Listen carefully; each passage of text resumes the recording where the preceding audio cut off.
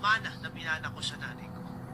Lahat pala ng sermon niya noon, bata ako, lahat ng galit, lahat ng mga salitang binitawan niya sa akin, na noon ay kinasasamaan ko ng loob, noon ay kinaiinisan ko. Ngayong matanda na ako, ngayon ko naintindihan na lahat ng sermon noon na inimbak ng nanay ko sa puso't isipan ko ay mga kayamanan palang inimbak sa bangko na ngayon ko na i-withdraw. Sa isang banda, mga anak, hindi nyo maintindihan ang sermon ng mga magulang ninyo. Habang bata kayo, sinesermonan kayong pinagagalitan.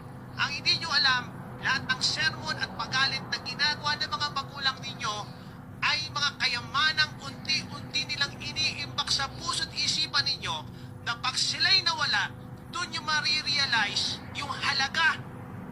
Pag wala na sila, doon nyo maiintindihan yung value